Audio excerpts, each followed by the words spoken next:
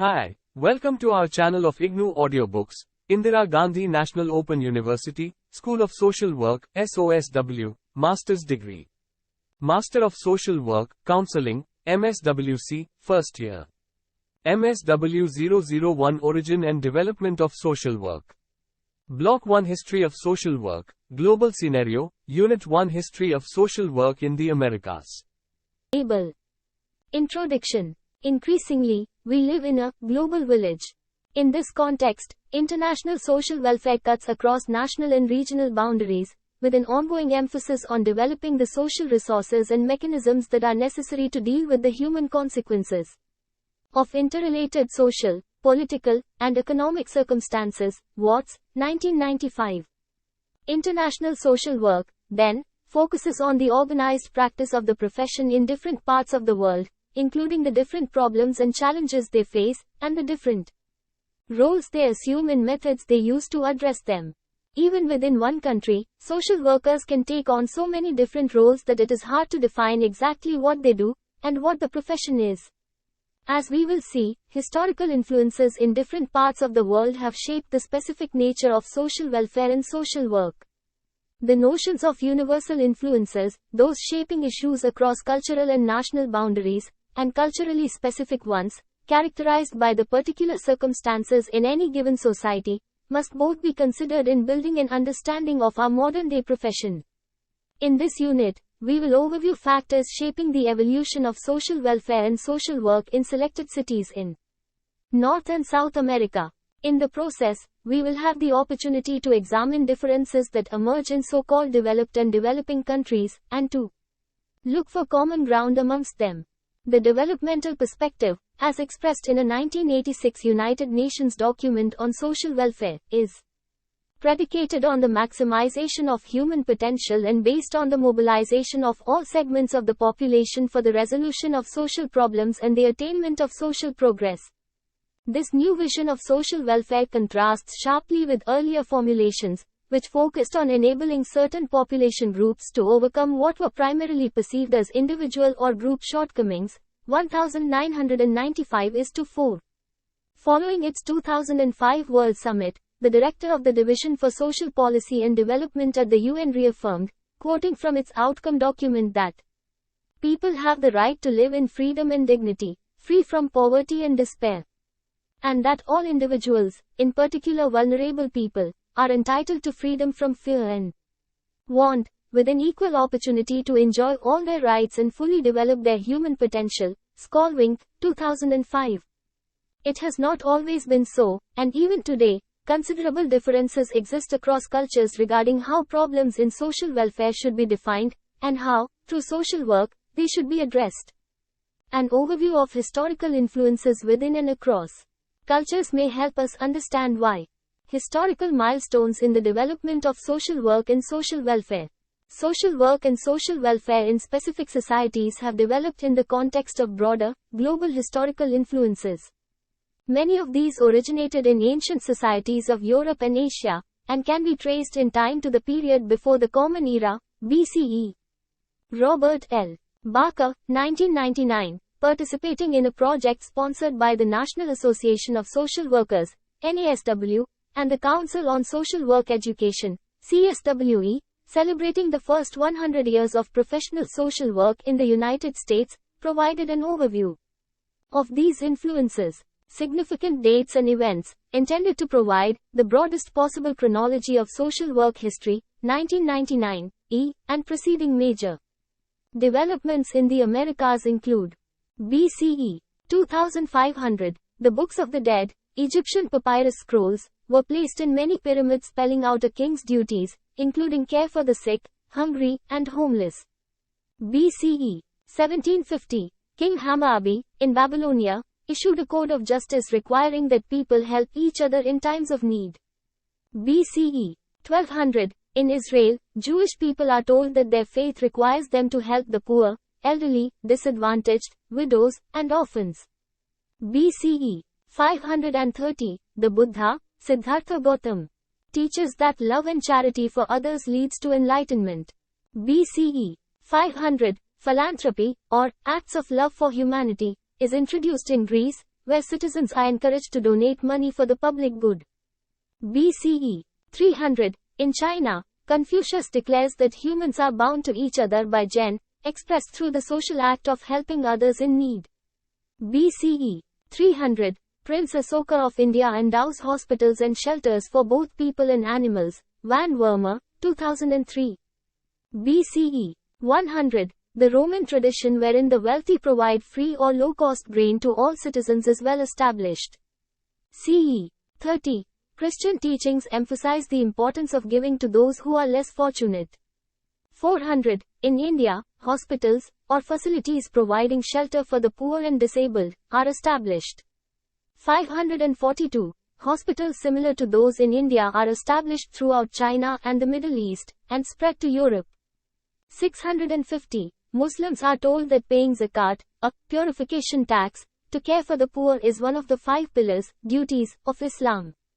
1100. The Roman Church declares that rich people have a moral and legal obligation to support the poor. 1215. The Magna Carta, in England, establishes human rights, but only for the nobility, privileged class. 1348. Partly because of the bubonic plague, which killed nearly 1/3 of the population, European feudalism begins to break down, leaving the poor even more economically vulnerable. 1531. England's first legislation providing relief to the poor is issued, licensing older and disabled people to beg in their own neighborhoods. 1601. The Elizabethan Poor Law is established, lasting for nearly 200 years, and providing a model on which colonial American laws were based. They taxed people to support basic needs of dependent people in their communities, and harshly punished the able-bodied poor. Across time and cultures, it is apparent that societies have struggled with the recognition that not all members have equal access to resources, or even to the basic necessities of survival. Religious and spiritual influences have provided guidance for responding to these needs, drawing on common principles recognizing the importance of compassion for the disadvantaged. Interpretations of the reasons some find themselves in need have varied greatly, with most early interpretations assuming either that certain degrees of poverty were inevitable, or that those who found themselves lacking the basics of survival were of poor character and in need of motivation to improve. Still, through donations, taxation, or legislation, many cultures have developed values and methods addressing the inequities in social orders.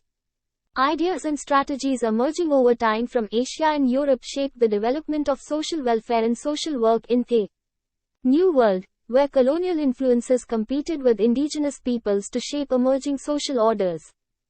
Development of social work and social welfare in North America. In North America, the social welfare policies and practices in the United States and Canada have been shaped by many common influences. Chief among these have been the social, political, and economic practices derived from Europe, and the United Kingdom in particular.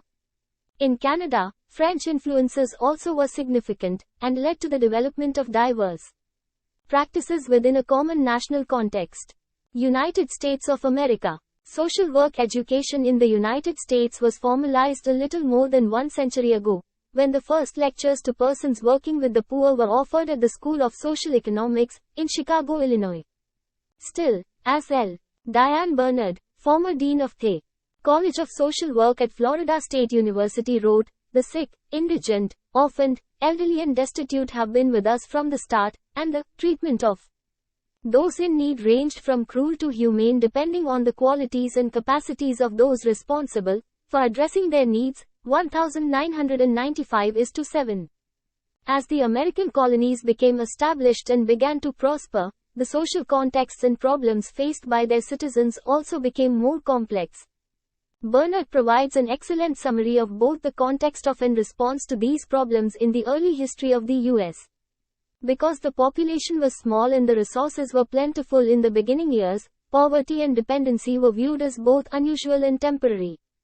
Almshouses and workhouses became the warehouses for all those who either could not or would not be productive. Before long it became apparent that this was neither an effective nor a profitable solution.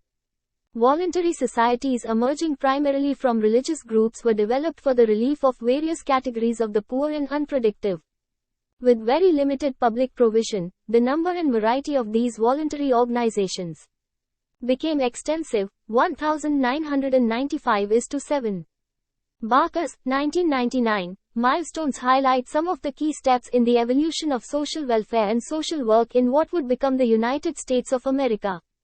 1624, Virginia Colony institutes laws providing for the needs of disabled soldiers and sailors. 1642, Plymouth Colony, based on the Elizabethan Poor Law, enacts the first such legislation in the New World. 1650, the Protestant work ethic, emphasizing self-discipline, frugality, and hard work becomes prominent, justifying those who adopted its view to look down upon people who are unemployed or dependent on others. 1692, Massachusetts introduces indentured servitude, providing that homeless children could be placed with other families who could require them to work for a period of time to pay for their care. 1776, the U.S. Declaration of Independence is signed, promoting freedom for everyone but the slaves. 1787, the U.S. Constitution is adopted to promote the general welfare, moving social welfare into American political discourse. 1813, child labor laws are passed in Connecticut, requiring that factory owners teach reading, writing, and arithmetic to children working for them. 1830, the National Negro Conventions meet to begin discussions about civil rights, health, and welfare for people of color and women. 1843, the New York Association for Improving the Condition of the Poor is established, and thereafter imitated in its emphasis on abstaining from alcohol, becoming self-disciplined, and developing a work ethic as ways to end poverty. 1848, feminists meet to begin establishment of women's rights to vote and receive equal opportunities for education and employment. 1870, social Darwinism gains influence, supporting the view that poverty was a natural part of the human condition, and that helping the poor made them lazy. 1874, the first charity organization society is established, at first giving only advice, and not direct financial aid to the needy. Charity organization societies, COS, were originally developed to bring order and organization to the extensive private and religious responses to the disadvantaged. Bernard, 1995. The philosophy was to give everyone a chance to be able to stand on their own, with those requesting aid being classified by the volunteers as either deserving or undeserving, based on whether they were judged as being willing to help themselves. As has proven true over time in efforts to mount social work responses, it was often been the economically fortunate who volunteered to rehabilitate the poor through the power of personal influence. 1995:8. 1886, the first U.S. settlement house, modeled on earlier efforts in the UK, is established with the goal of eliminating the distance between socioeconomic classes by locating housing for the poor in working-class neighborhoods. Settlement houses initially provided day nurseries for working mothers, health clinics, and classes in dance, drama, art, and sewing. Van Wormer, 2003. Eventually, they became more politicized and, rather than looking down on the poor or assuming that by setting a superior example the problems of the poor would be resolved, they began to focus on the needs and desires of those with whom they were working through advocacy and social change. We found ourselves spending many hours in efforts to secure support for deserted women, insurance for bewildered widows, damages for injured, machinery, operators, furniture from the clutches of the installment store. The settlement constantly acts between the various institutions of the city and the people for whose benefit these institutions were erected. John A. Adams, 1910, in Van Wormer, 2003:165. 1895, Chicago School of Social Economics, often recognized as the founding center for modern social work, begins offering lectures to persons working with the poor. 1900, the term social workers is coined by Simon Patton, who disputes with Mary Richmond whether their major role should be social advocacy or the delivery of individual services. Van Wormer, 2003:162, drawing on Specht and Courtney's 1994, Unfaithful Angels, How Social Work Has Abandoned Its Mission, acknowledged that arrangements for dealing with the poor that emerged after the feudal but before the modern era could be classified as the 4 petaseconds. These were patronage, piety, poor laws, and philanthropy. Patronage involved boosting one segment of society, often a minority group, into prominence and In so doing, into enhanced political and economic power and self-sufficiency. Piety was the religious aspect of serving the needy, often as an expression of moral duty. The poor laws, reflecting the imposition of middle-class values and standards of character on the needy were, according to Specht and Courtney, both mean-spirited and means-tested, and often clouded with undesirable or stigmatizing associations. Private philanthropy involved voluntary financial donations as a preferred alternative to mandatory public relief. All predated the emergence of formal public welfare in the United States. 1915. Abraham Flexner issues his report declaring that social work is not yet a profession because it lacks a written body of knowledge and educationally communicable techniques. 1917. Mary Richmond publishes Social Diagnosis, influenced by the work of Sigmund Freud, and emphasizing an approach to client problems based on understanding their inner lives and familial environments.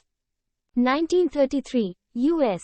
President Franklin D. Roosevelt proclaims a New Deal for Americans, establishing major social welfare programs responding to poverty and unemployment.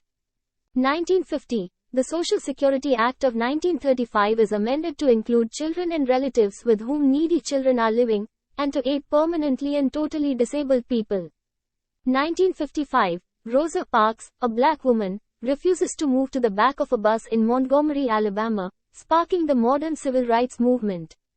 1960. The NASW adopts its first code of ethics. 1964. U.S. President Lyndon B.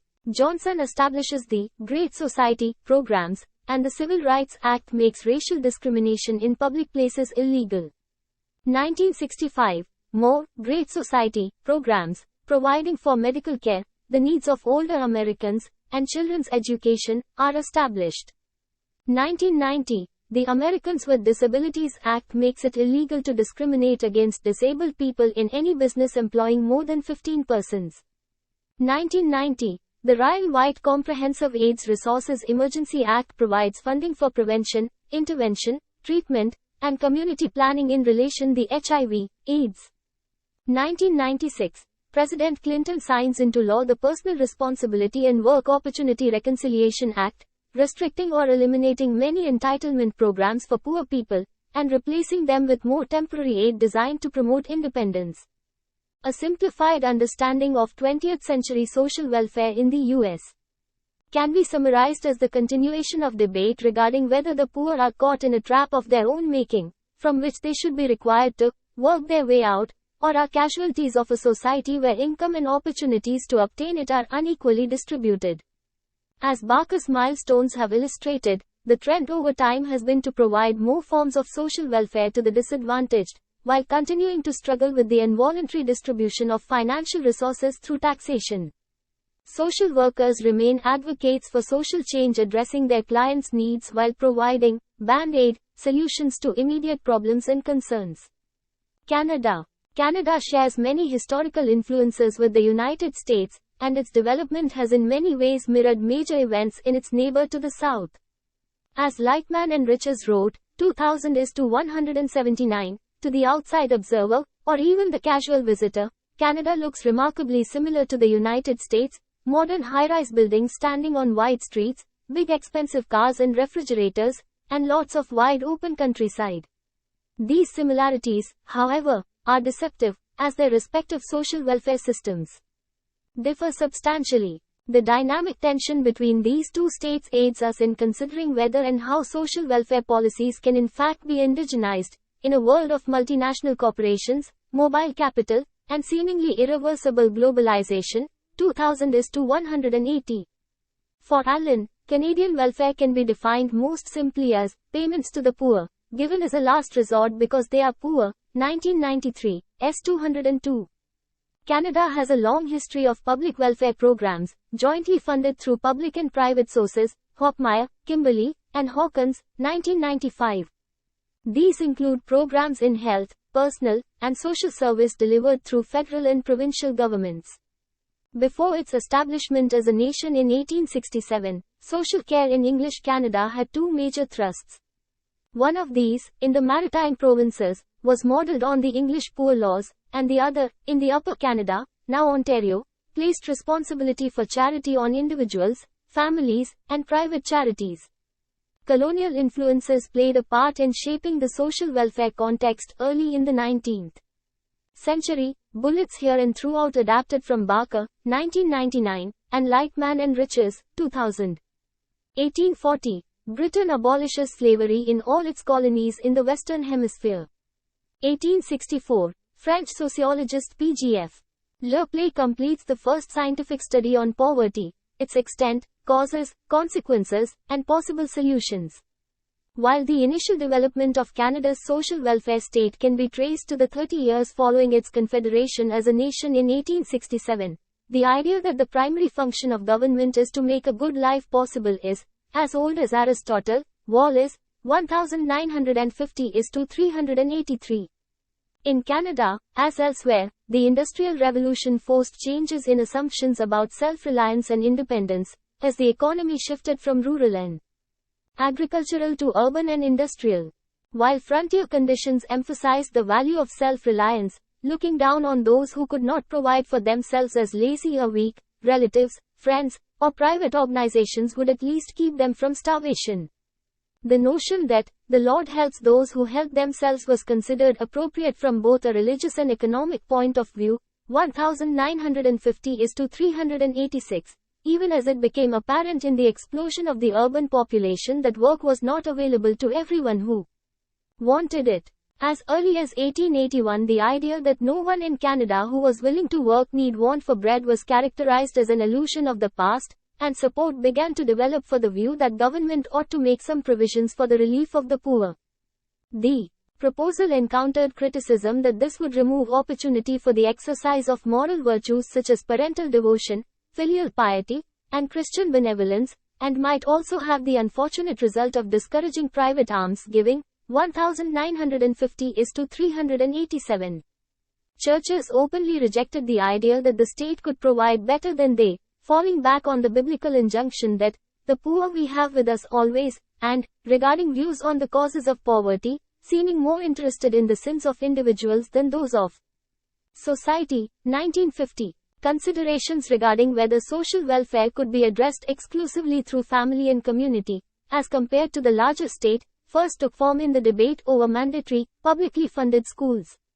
Some argued that it kills the sense of duty in the parent, who is naturally bound to educate, as well as to feed and clothe the children whom he brings into the world, while experience seems to teach that what is gratuitous is less valued, and that attendance is better with a moderate fee. 1950-385.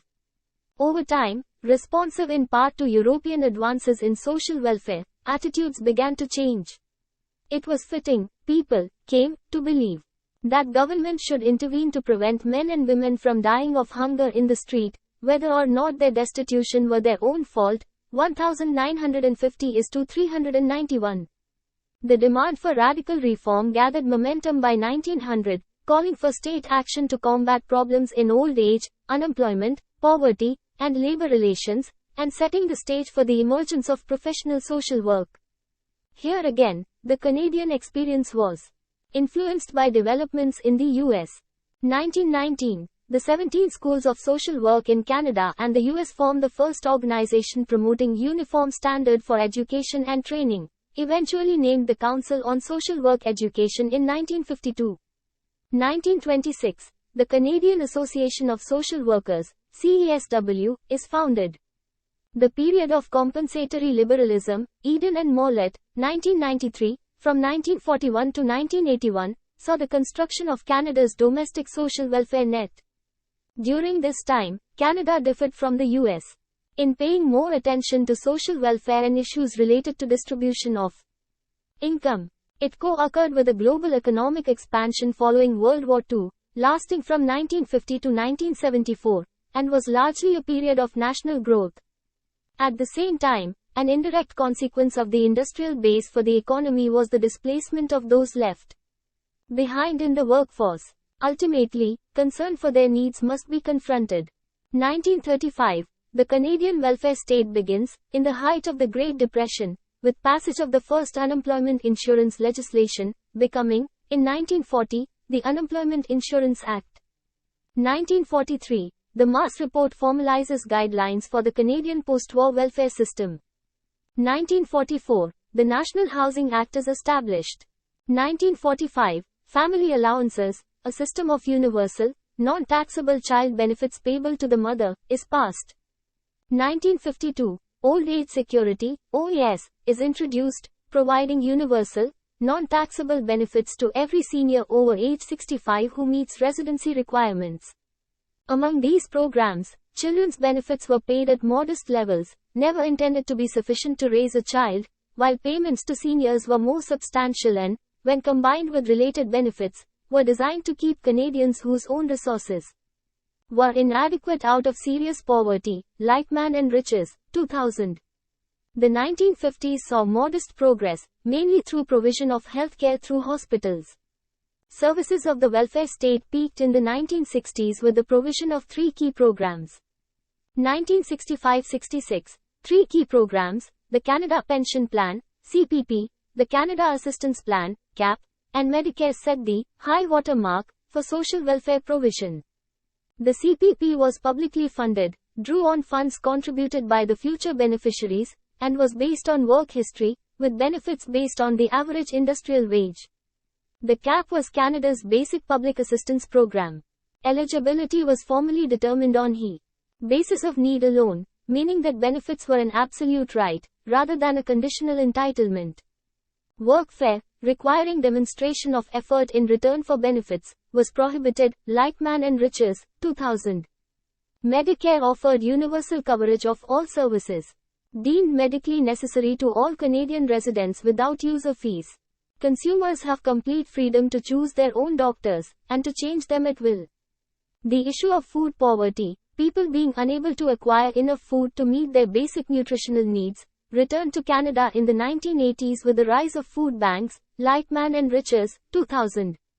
These were non-profit agencies which collect, store, and distribute surplus food either directly to hungry people or to emergency relief programs, 2000:184. As of 2000, there were 698 food banks in Canada, providing not only emergency service, but standing as an institutionalized backup meeting social needs. Hunger has been documented among women living in families, schoolchildren, and the aged. 1985, the Canadian Health Act provides for universal comprehensive health care. Since 1990, governmental policies have reflected a general retreat from the prior concepts of the welfare state. Lightman and Riches assert that people's entitlement to benefits is directly related to their capacity to sell their labor power in the marketplace, 2000:180. Quoting Esping Anderson, they observe that entitlement rules are strict and often associated with stigma, and benefits are typically modest and means tested. The consequence is that people's right to survive outside the market is at stake. In the next section, we will examine how these conclusions apply to the history and current state of social welfare in South America. Development of social work and social welfare in South America. In our brief examination of South American social welfare and social work, it is important to begin by acknowledging that the primary European influences derived not from the United Kingdom, France, or Germany, but primarily from the Hispanic Iberian Peninsula, specifically, Spain and Portugal. Because the cultural and political structures of these two states, at the height of their powers in the 16th century, were largely transplanted to their colonies in Latin America, we will examine their impact on the societies they fostered in the New World. They were, substantially, authoritarian bureaucracies, whose power elite, landowners, industrialists, clerics, and military officers, were not very eager to change a social system which had been and was working directly for their benefit. Resnick, 1995:66. 1494. Monarchs of Spain and Portugal accept the Pope's territorial division of the New World. The goals of Portuguese settlement were twofold: to create a colony that would enrich the crown by its exports, and to spread the Christian faith. Skidmore, 2004. During the time of Brazilian settlement, Portuguese society was strictly hierarchical, led by an aristocracy exercising its power under a hereditary monarch. The most important social unit was the family, followed by one's network of friends. On this basis, the society valued family and personal friendships over merit, making it nearly impossible to work one's way up from the bottom. This culture was transferred substantially to Brazil. Slavery, which lasted until its abolition in 1888, was more massive than anywhere else in the Americas, and essential to propping up the inequities of the resulting economy. Because it was used to justify negligence of public education, the peoples and economies of the region were delayed in the social and political developments that fostered change in neighboring societies. In Argentina, a country of diverse native groups and immigrants, a rich culture developed based on God, family, homeland, and freedom. Spanish and Italian influences merged to create a concept of freedom based on the spirit of the gaucho, the cowboy of the pampas, who struggled to maintain his cultural identity and his spiritual connection to nature and who was nearly exterminated while trying to resist foreign domination of those living in the cities. Quero Tajali, 1995:90. The influence of the colonial era lasted late in Brazil, largely because the democratic transitions taking place in North America in the 1700s were not replicated in the South. Compounded by the racist legacy of slavery, institutions did not begin to modernize until the 20th century. Skidmore, 2004. From the 1880s through the 1920s, a positivist view of social science was fashionable in Brazil, contributing to a medicalized form of social thought that diagnosed degeneration as the primary social illness. Borges, 1993. This was a sense that the past was better, that the present was declining or falling away from a more perfect type, resulting in a loss of status, of place, or of distinct energies. 1993. 236. Specifically, it represented the inevitable historical process in which pure conquering races, through mixture with inferior races, lose their special qualities and energy. 1993:236. On a micro level, families were thought to be subject to hereditary psychiatric decline in which, over as few as 4 generations, they would go from alcoholism to imbecility and sterility. Like countries in Asia and Africa, Latin America was long considered part of the developing world. Resnick, 1995. However, there were 2 distinguishing factors to the region's development: its dependency on the US, and the rise of military dictatorships with the resulting sense of living through a period of social, political, and economic decline. While other third world peoples express optimism as to their future self-determination, Latin Americans, particularly the younger generation, are rebellious, and, above all, skeptical of developmental promises. 1995:68. As a result, many believe that abolishing mass poverty and achieving social justice cannot be attained without liberation from foreign control. These influences have led social workers to realize that transformation, rather than development, is the necessary route to meaningful improvement in social problems. This, in turn, led to a reconceptualization of social work. 1925, the first South American School of Social Work is created in Santiago de Chile. 1930, the Argentine Social Museum approved a proposal creating the School of Social Service, offering the first professional social work curriculum. 1945, the first Pan-American Congress of Social Service was held in Chile, where curriculum standards were framed. Initially modeled on U.S. educational and professional practices, emphasizing casework, group work, and community organization, Latin American social work over time moved away from these and towards conceptualizations better matched to indigenous social realities. Following the Cuban Revolution in 1953, and the emergence of the Allende regime in Chile in 1970, social workers were unable to decide whether the social change they thought essential should be achieved through reform or revolution. A 1971 statement from the United Nations on Training for Social Welfare captured the tension between struggling within existing systems and working to change them.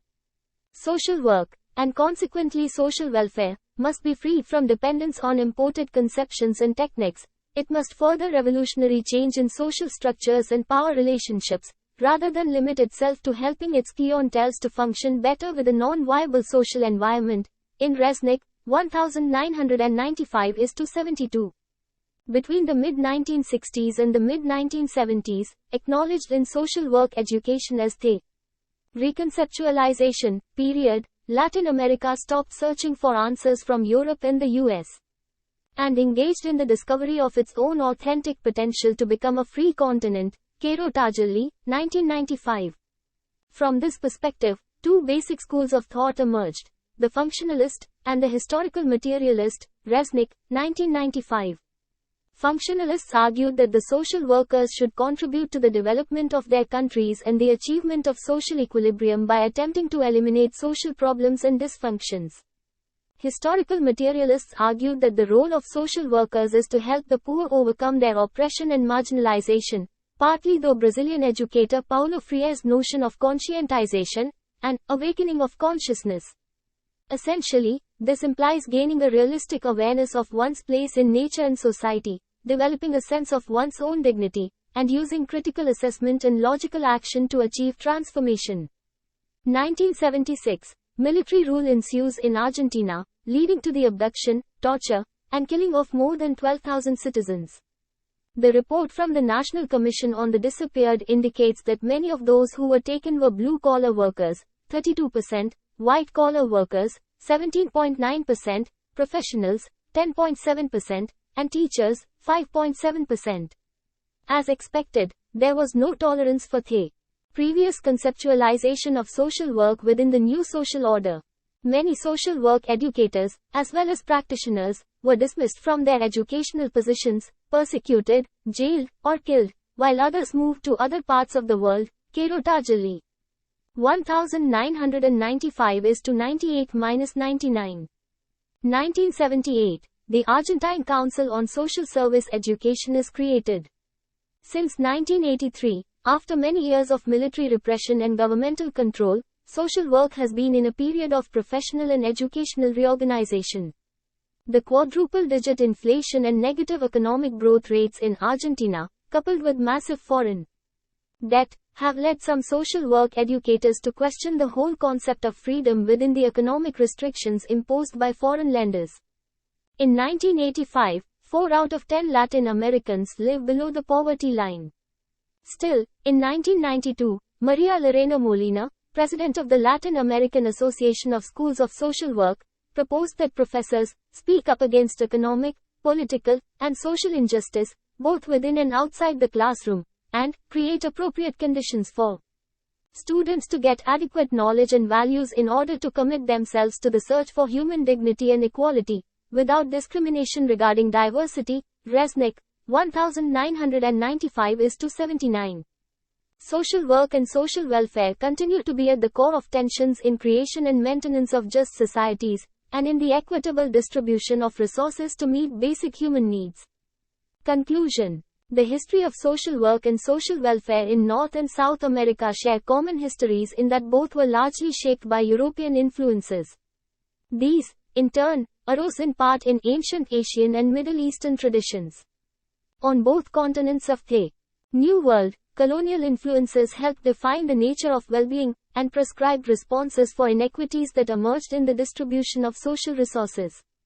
Differences between the haves and have-nots often involved judgments about the moral character or social status of persons in need, and led to variations in remedies for their circumstances. Often, persons in need were judged to be morally or racially inferior, and were helped by attempts to improve their character and motivate them to help themselves. As societies matured, and in particular, as their economies became less rural and agricultural, and more urban and industrial, efforts limited to character building and charity proved inadequate. Social welfare and social work became increasingly engaged in appeals to the generosity of the advantaged while advocating for change in social structures perceived as perpetuating, rather than relieving human distress. The history of social work education continues to evolve as a response to these varied social and cultural perspectives on common problems in human development. Social workers have taken up the challenge of not only addressing the immediate suffering of those whom they serve, but also critiquing and working to improve economic, political, and social circumstances defining both individual and collective well-being. Thank you. Subscribe to our channel for more updates, and we will see you with the next chapter.